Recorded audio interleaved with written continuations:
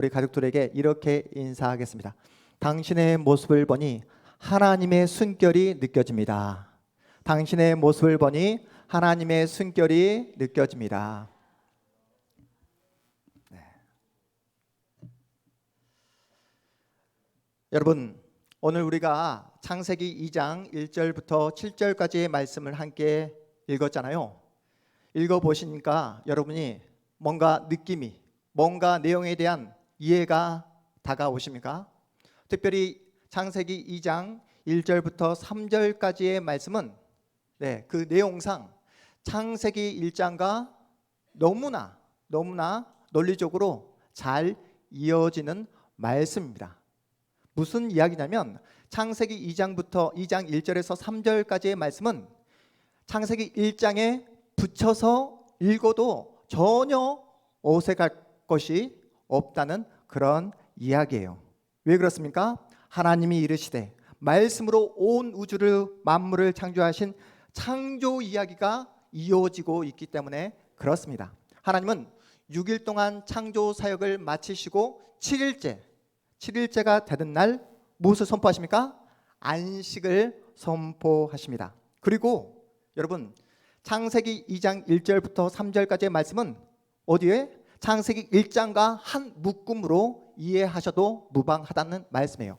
그러다가 창세기 2장 4절부터 갑자기 분위기가 전환됩니다. 바뀝니다. 이제 6일째 하나님의 형상대로 지음받은 인간이 어떤 존재인가를 성경이 우리에게 구체적으로 설명하고 있어요. 여러분, 인간이 누구입니까? 하나님이 지으신 피조물이에요. 그냥 그런 피조물입니까? 하나님의 형상대로 지음받았습니다. 하나님이 만드신 피조 세계를 하나님을 대신해서 대리 통치할 수 있도록 모든 통치권을 위임받은 하나님의 대리 통치자가 누구라고요? 바로 사람, 인간입니다. 그래서 우리가 주목해서 봐야 될 말씀이 바로 오늘 본문 4절 말씀입니다. 우리 4절 말씀 함께 읽어보겠습니다. 4절 함께 읽어봅니다. 시작. 이것이 천지가 창조될 때에 하늘과 땅의 내력이니 여호와 하나님이 땅과 하늘을 만드시던 날에. 여기서 무엇을 주목해야 된다는 말일까요?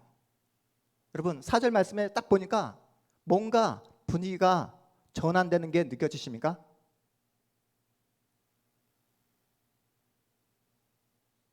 목사님, 아무 생각이 들지 않는데요? 하시는 분들은 회개하십시오. 천국이 가까이 왔습니다. 여러분, 여기서 우리가 주목해야 될 부분, 뭐가 바뀌어진다고 제가 말씀드렸습니까?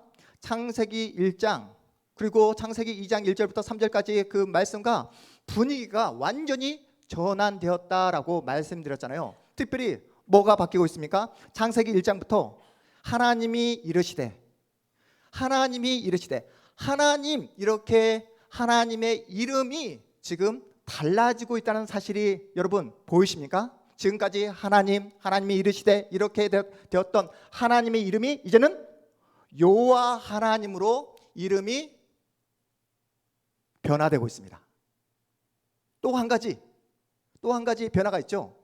지금까지 하나님이 이르시되 모든 스포트라이트가 누구에게 비춰지고 있었습니까? 지금까지 천지를 창조하신 전능하신 엘로힘 하나님께 모든 카메라 렌즈가 포커싱 되어 있었다면 지금 그 카메라 렌즈가 어디로 지금 이동하고 있습니까?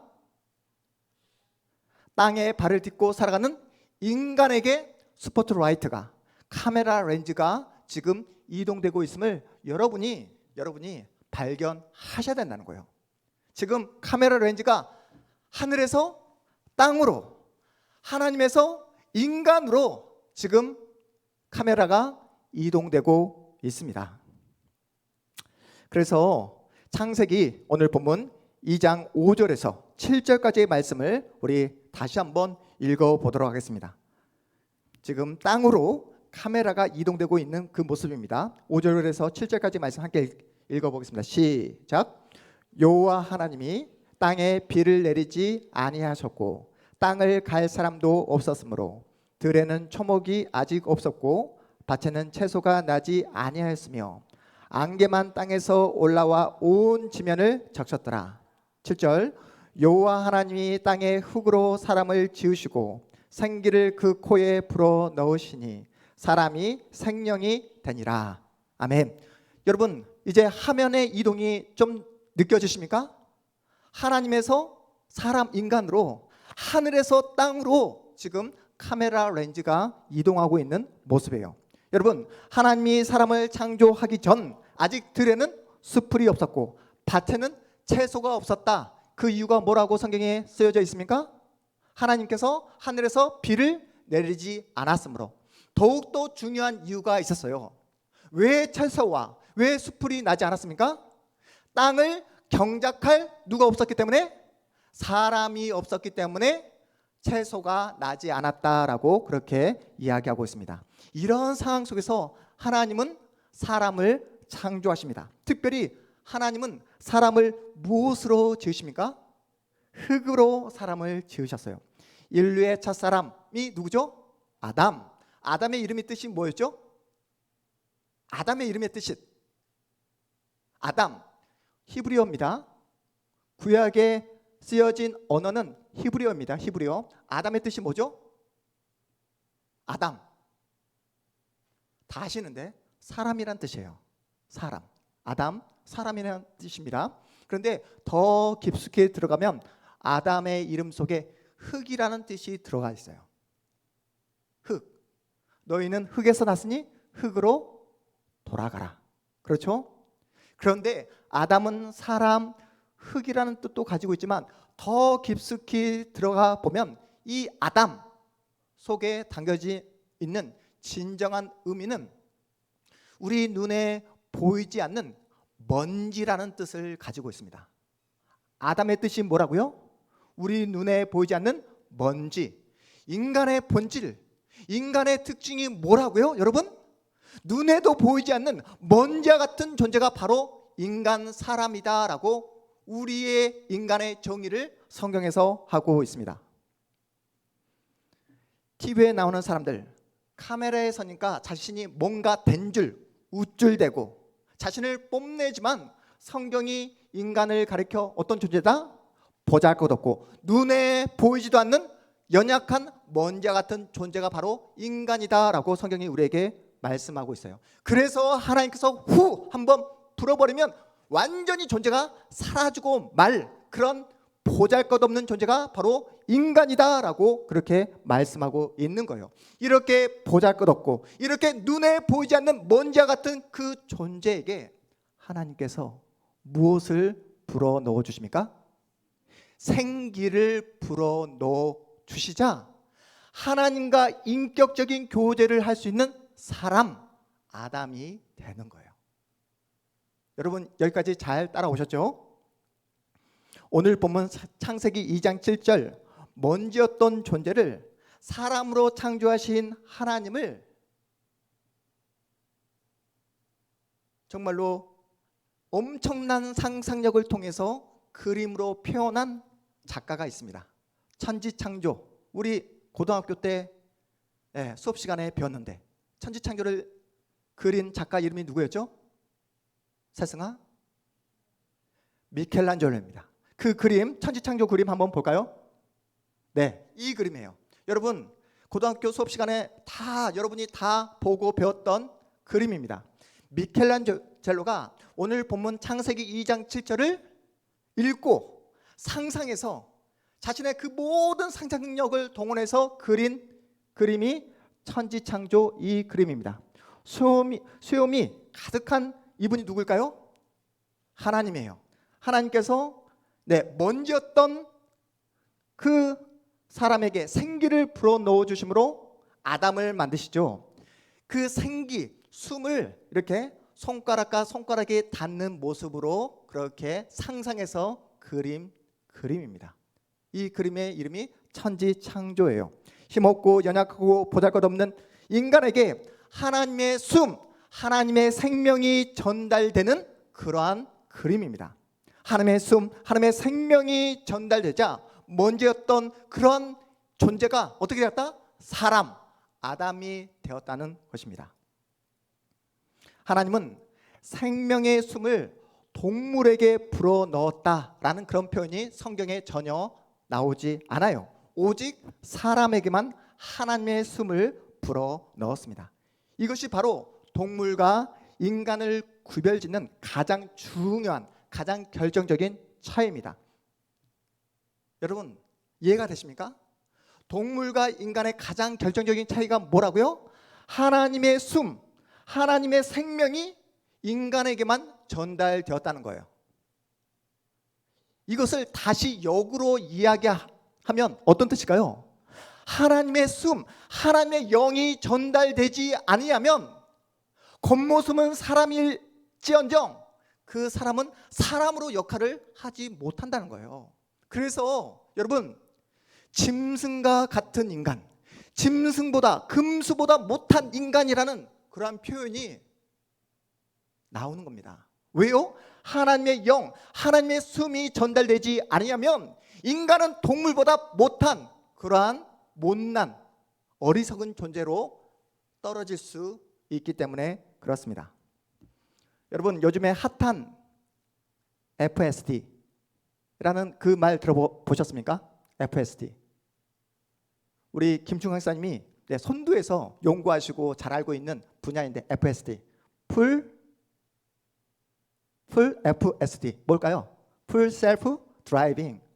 사람이 이제는 운전대를 잡지 않아도 자동차가 알아서 자율적으로 운전해주는 그런 자율주행 시대가 도래했습니다. 과학기술이 그토록 발전했다는 겁니다. 지금 조금 있으면 달나라까지 여러분이 여행할 수 있는 그런 엄청난 시대를 우리가 눈앞에 두고 있습니다. 그런데 성경이 우리에게 경고하는 내용이 무엇입니까? 이토록 이제는 사람이 핸들을 잡지 않아도 운전을 할 수 있는 시대가 왔고 달나라까지 여행할 수 있는 시대가 왔음에도 불구하고 하나님의 숨, 하나님의 영을 전달받지 아니하면 자신이 가지고 있는 그 모든 과학기술, 이성, 이 모든 인간이 만들어낸 그 모든 성장과 문화가 아무런 힘을 발휘하지 못하고 금수의 자리로 떨어질 수밖에 없는 존재가 바로 누구다? 인간이다라고 성경이 우리에게 경고하고 있습니다. 실제로 여러분의 심령 속에 하나님의 숨, 하나님의 영이 가려지면 어떻게 여러분이 돌변하게 됩니까? 언제 여러분이 돌변하죠? 보통? 특별히 운전할 때 그렇지 않습니까? 갑자기 내 앞에서 얌체 운전자가 갑자기 새치기를 할 때면 그때 눈이 돌아가 버리죠. 네, 어떻습니까? 여러분도 운전할 때 실수할 때 있잖아요. 그런데 실수했는데 깜빡이를 켜고 미안하다라고 했음에도 불구하고 뒤에서 사람이 크락션을 울리고 빵빵거리고 위협적인 그 운전을 계속하게 되면 그때 눈이 돌아갈 때 있지 않습니까? 눈이 돌아간다. 운전을 예시로 들었지만 여러분이 연약한 부분 있잖아요. 이것만 버튼을 누르면 눈이 돌아가서 폭발하는 그런 지점이 있잖아요. 그 지점이 언제입니까? 바로 하나님의 영이 가려질 때, 하나님의 숨을 전달받지 못할 때 우리는 눈이 돌아가 버립니다. 여러분 보세요. 하나님과 관계가 없는 세상 사람들 이 땅을 어떻게 살아갑니까? 땅에 속한 것만 추구하며 살아가고 있어요. 눈에 보이는 것이 전부인 양 그렇게 살아갑니다. 남보다 더 많은 것을 얻고 더 많은 것을 차지하기 위해서 그렇게 치열하게 경쟁하고 싸움을 멈추지 않습니다. 더 많은 눈에 보여지는 그 환경과 그 조건이 영원할 거라 믿으며 그렇게 자극적인 것을 또한 쾌락을 추구하며 자신의 시간과 에너지와 그 모든 것들을 쏟아붓는 그런 사람들이 있습니다. 어떤 사람들이요? 하나님과 전혀 관계가 없는 하나님의 숨을, 하나님의 영을 전달받지 못하는 그 사람들 어떻게 살아가고 있습니까? 금수처럼, 짐승처럼 살아가고 있습니다. 짐승보다 못한 그러한 자리로 떨어질 수 있다는 사실이에요. 그렇다면 하나님의 숨, 하나님의 영을 전달받은 사람과 동물, 다시 한번 동물의 가장 큰 차이점은 무엇일까요? 네, 그렇습니다. 오늘 우리 조민선 집사님께서 찬양 인도하시면서 하나님께서 우리에게 특별히 인간에게 무엇을 주셨다? 언어, 말을 주셨습니다. 하나님은 사람에게 언어를 주셨어요. 하나님이 주신 이 생명의 말씀, 어떤 언어로 쓰여져 있습니까? 하늘의 언어로 쓰여져 있지 않습니다. 천사들만 이해할 수 있는 천상의 언어로 쓰여진 것이 아니라 사람의 언어, 말로 기록된 말씀이에요. 하나님은 하나님의 생기로 사람에게 생명을 허락해 주시고, 하나님으로부터 생명을 얻은 인간들은 서로가 서로에게 무엇을 통해? 말, 언어를 통해서 인간관계를 맺도록 하나님께서 그렇게 만드셨습니다. 에버랜드에 말을 하는 코끼리 누가 살고 있다고 했죠? 코시기. 네, 코시기가 살고 있습니다. 그런데 코시기가 인간의 어떤 조련사이에서 훈련받아서 몇 가지 단어를 이해하고 말한다 하지만 자유자재로 인간과 소통할 수 있습니까? 없습니다. 오직 인간만이 언어를 사용해서 서로가 서로에게 소통할 수 있는 그러한 재능을 가지고 있는 겁니다. 말을 한다는 것은 단순히 정보 전달을 하는 수단이 아니라 인간됨의 특징, 본질이라는 거예요. 말을 한다는 것은. 여러분 생각해 보세요. 여러분이 하나님과 뜨거운 관계를 맺고 하나님과 정말로 이루 말할 수 없는 그런 친밀한 관계를 맺고 있을 때를 생각해 보십시오. 여러분의 입술에서 어떠한 말, 어떠한 언어가 터져 나옵니까? 사람을 살리고 사람에게 소망을 불러일으키는 그러한 소망의 언어, 희망의 언어, 사랑의 언어를 구사하시다가, 그러다가 여러분이 하나님의 숨, 하나님의 영이 끊어지고 단절되고 하나님과의 관계가 어긋나게 되었을 때 여러분의 입술에서 터져 나온 언어, 말들을 생각해 보시라고요. 어떻습니까?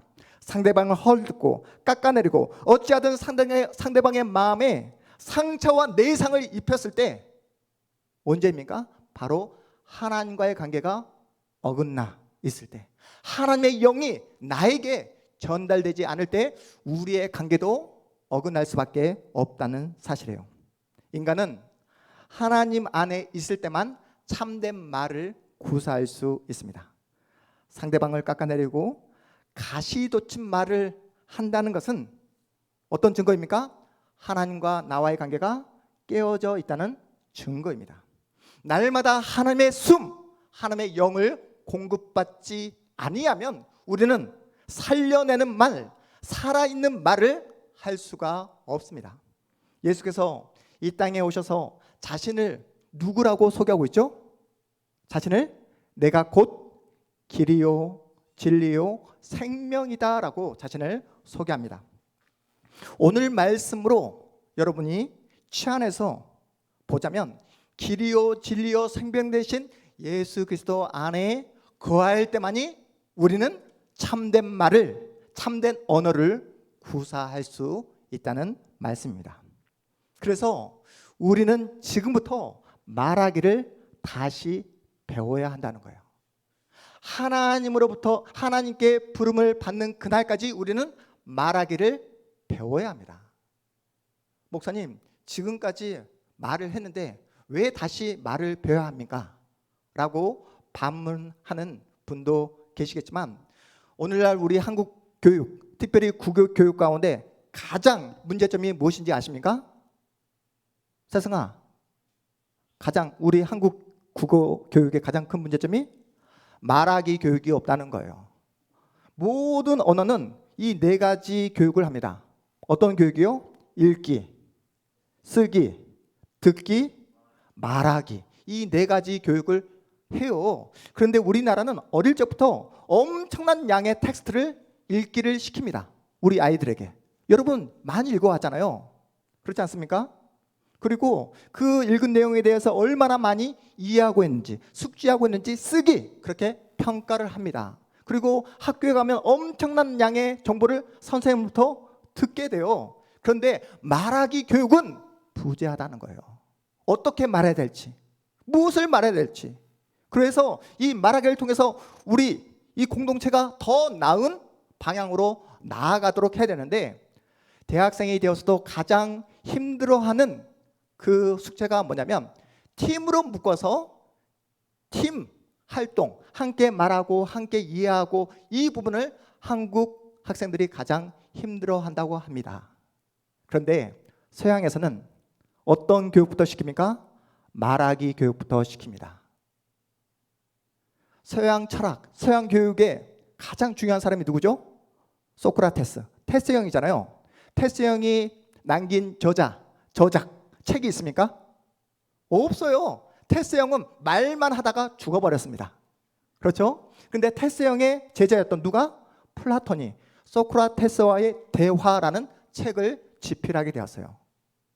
소크라테스, 플라톤, 아리스토텔레스 다 말하는 사람이었습니다. 그만큼 말이 중요해요. 한국 사회에 이토록 갈등과 반목이 심각한 이유는 어릴 적부터 우리는 말하기 교육을 받지 못했기 때문에 그렇다고 생각합니다. 그래서 우리는 하나님께 부름받는 그날까지 우리는 어떤 훈련을 해야 된다? 다시 말하기 훈련을 교육받아야 된다는 거예요. 오늘 본문 말씀이 우리에게 던지는 메시지가 무엇입니까? 생명이 되었더라. 생명이 되었더라. 이 말은 우리가 말을 할 수 있는 존재가 되었다라는 그 의미입니다. 우리가 하는 말이 얼마나 중요합니까? 입에서 나오는 말이라고 해서 다 같은 말이 아니에요. 새치혀로 사람을 살릴 수도 있고 사람을 죽일 수도 있습니다. 요즘같이 SNS가 발달된 이 사회 속에서 댓글 하나로 어떤 사람을 살리기도 하고 어떤 사람을 지옥으로 빠뜨리기도 합니다. 여러분은 지금까지 여러분의 입술을 통해서 얼마나 많은 사람들을 살려내셨습니까? 아니면 여러분의 입술로 얼마나 많은 사람들에게 지을 수 없는 상처와 아픔을 주셨습니까? 여러분 그거 아세요? 가정에서 아버지 어머니가 쓰는 언어가 그대로 자녀들에게 흘러 들어간다는 사실을 아십니까? 그래서 전문가들이 말을 하기를 어릴 적 엄마 아빠에게 들었던 이 가정 언어가 쉽사리 바뀌지가 않는데요.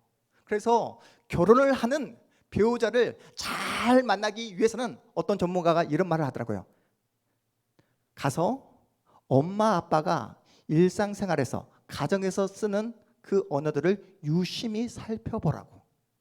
그 언어가 자녀들의 그 심령 가운데 스며들어서 이 자녀가 성장이 되어 어른이 되어서 똑같이 부모와 동일한 단어, 언어, 문장을 구사하더라는 겁니다. 여러분, 우리 각자가 가진 고유한 필체가 있다는 거 여러분 아시죠? 그래서 여러분이 은행에 가시면 사인을 하잖아요. 그 이유가 무엇입니까? 여러분 각자가 고유한 필체를 가지고 있기 때문에 그렇습니다. 그리고 글을 쓸 때 그 사람만이 가지고 있는 고유한 문장 스타일이 있습니다. 여러분 제가 여러분과 함께 매일 아침 말씀 묵상을 나누고 있잖아요. 제가 자주 쓰는 단어 또 저만의 글을 쓰는 스타일이 있습니다. 그 스타일, 자기만의 스타일을 뭐라고 말합니까? 프리스타일, 문체라고 말합니다. 문체. 네. 글은 필체이고 문장의 스타일, 문체라고 말을 합니다. 말도 마찬가지예요. 여러분 각자 가지고 있는 자신의 그 영혼 속에 스며든 자신만의 말하는 스타일 있다는 거 여러분 아십니까? 그렇다면 여러분은 어떤 스타일로 사람들을 만나고 사람들과 소통하고 계십니까? 하나님의 생기, 하나님의 숨을 전달받은 하나님의 자녀답게 이제는 여러분의 말하는 그 스타일이 바뀌고 변화돼야 되고 성장해야 된다는 말씀이에요. 말하기를 우리는 지금부터 다시 배워야 합니다. 절대로 여러분의 본능, 여러분의 직감대로, 느낌대로 말을 해서는 안 된다는 거예요. 제가 여러분에게 말씀드렸잖아요. 내 생각에는, 내 느낌에는, 내 직감은 이렇게 말을 하는 게 맞아, 이렇게 행동하는 게 맞아라고 했던 그것과 정반대로 행동하는 것이, 말을 하는 것이 하나님의 뜻일 가능성이 매우 높다고 말씀드리지 않았습니까? 공식대로 이야기를 해야 됩니다. 공식이 무엇입니까? 우리에게 공식이 바로 하나님의 말씀이 우리에게 공식이에요. 여러분의 직관, 여러분의 느낌을 따라가서는 안 된다는 이야기입니다. 우리 수환이가 자전거를 탈 때면, 자전거를 타고 내리막길을 달려갈 때면 자전거가 너무 빠르다고, 속력이 너무 빠르다고, 어떻게 이렇게 빠르게 내려갈 수 있냐고 하면서 자신의 느낌을 이야기합니다. 아빠와 함께 타는 자동차보다 훨씬 더 100배는 더 빠른 것 같다고. 여러분, 그런데 공식 있죠? 속력을 구하는 공식이 무엇입니까? 종만아, 고등학교에 배웠지? 물리 시간에 속력을 구하는 공식이? 속력을 구하는 공식이 뭐죠? 속력, 스피드. 네. 네. 네.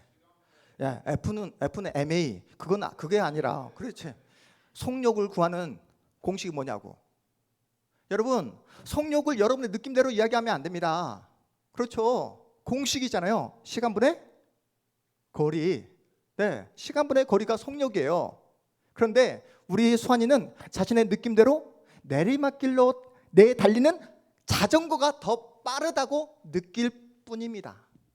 공식으로 치환해 보면 아빠와 함께 타고 다니는 자동차가 훨씬 더 빨라요.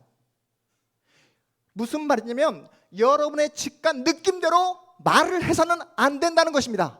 공식대로 말을 하셔야 돼요. 공식이 무엇입니까? 힘들고 어려울 때, 낙심될 때 여러분의 직관, 여러분의 본능, 여러분의 느낌대로 이렇게 말씀하시잖아요. 나는 아닌가 봐. 나는 틀렸나 봐. 내 인생은 망했어. 더 이상 소망이 없어. 라고 입에서 그런 부정적인 말이 터져 나오려고 할 때마다 공식을 대입하라고요. 어떤 공식입니까? 여러분의 영을 향해서 하나님께서 뭐라고 공식을 말씀하라고 우리에게 명령하셨습니까? 시편 42편 11절 말씀, 우리 믿음으로 여러분의 영을 향해서 선포해 보도록 하겠습니다. 시편 42편 11절 말씀, 우리 함께 큰 소리로 믿음으로 선포해 보겠습니다. 시작. 내 영혼아, 네가 어찌하여 낙심하며 어찌하여 내 속에서 불안해하는가? 너는 하나님께 소망을 두라. 나는 그가 나타나 도우심으로 말미암아 내 하나님을 여전히 찬송하리로다. 아멘. 여러분, 힘들고 어렵고 낙심될 때 여러분의 직관, 여러분의 느낌대로 여러분의 영을 향해서 그렇게 부정적인 말로 여러분의 영혼을 짓밟은 것이 아니라 공식을 대입하시라고요. 어떤 공식이요? 내 영혼아 어찌하여 네가 불안해하는가, 낙심해하는가? 내 하나님께 소망을 두라고 여러분의 영을 향해 믿음으로 선포할 수 있는 하나님의 사람들 다 되시기를 주님의 이름으로 축복합니다. 더 나아가 먼지와 같은 우리에게 하나님께서 생기를 불어넣어 주심으로 사람답게 살게 하신 그 하나님의 은혜, 하나님의 사랑을 여러분이 공급받게 되었다면 그 사랑과 그 은혜를 가지고 내 옆에 있는 지체, 힘들어하고 낙심하고 포기하고 싶어하는 내 옆에 있는 지체를 살려줄 수 있는 소망의 언어를 구사해 달라고요. 내일부터 여러분이 회사에 나가서 직장에서 여러분의 이웃들을 만날 때에 낙심되고 부정적인 이야기를 할 것이 아니라 소망을 전달하는 하나님의 사람이 되어주시기를 주님의 이름으로 축복합니다. 인간은 하나님의 숨결을 전달받은 특별한 존재이기에, 어떤 존재요?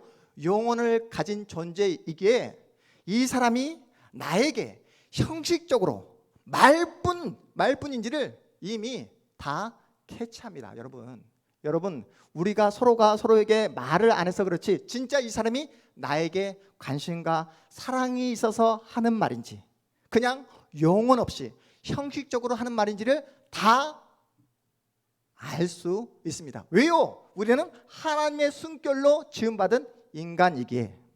제가 전에 섬겼던 교회에서 이제 사임을 하고 동탄의 개척을 한다 했을 때 저를 사랑해 주시던 장로님, 권사님, 집사님들이 저를 개인적으로 찾아와서 울면서 이렇게 말씀하셨습니다. 목사님, 왜 왜 굳이 힘들고 어렵고 좁은 길을 선택하십니까? 그래도 좀 더 편하고 좀 더 안정적인 길이 있음에도 불구하고 왜 굳이 그렇게 십자가의 길을 선택해서 개척을 하려고 하십니까? 라고 하시면서 울면서 저에게 말씀을 하시는 거예요. 제가 감동을 받았을까요? 감동을 받지 못했을까요? 네? 왜 받지 못했을까? 여러분, 이렇게 말만 하고 눈물만 흘린 후에 그냥 가셨다면 별로 감동을 받지 못했을 것 같습니다. 다 저를 위해서 하셨던 말씀이죠. 제가 고생할까 봐, 우리 가정, 우리 자녀들이 고생할 게 뻔히 보이니까 위해서 하시는 말씀이었을 것입니다. 그런데 그분들은 저를 찾아오셔서 눈물만 말만 하신 것이 아니라 동탄에 가시면 목사님 많이 힘드실 텐데 생활비에 보태세요 하면서 두툼한 봉투를 주시더라고요. 얼마나 감동이 되었는지 모릅니다. 무슨 이야기인지 이해가 안 되세요? 네, 말만 하신 것이 아니라 저에게 힘들 거니까 동탄에 가시면 힘들 거니까 생활비에 보태쓰라고 두툼한 봉투를 현금을 주셨습니다. 그분들의 사랑과 그분들의 저를 향한 그 애틋한 마음을 저는 지금도 잊지 못합니다. 제가 힘들고 낙심하고 절망할 때마다 이분들의 그 사랑과 수고와 그 섬김을 생각할 때면 다시 일어날 수 있는 새 힘이 생기더라고요. 지금도 연락을 주고받습니다. 오랫동안 보지 못하고 오랫동안 만나지 못했음에도 불구하고 전화 통화를 하게 되면 마치 어제 헤어졌다 오늘 다시 만난 사람처럼 그렇게 반갑습니다. 마음과 마음이 통한다는 사실을 느낄 수가 있어서요.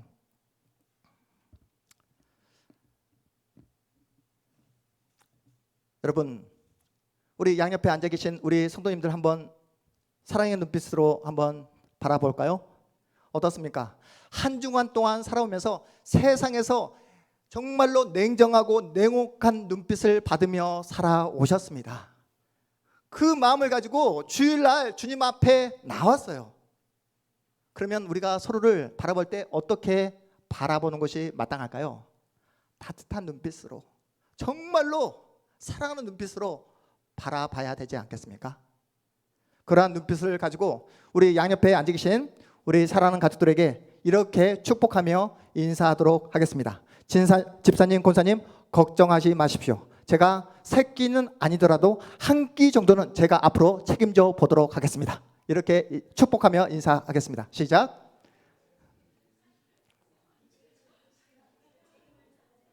네, 한 끼 정도는 제가 책임져 보도록 하겠습니다. 네.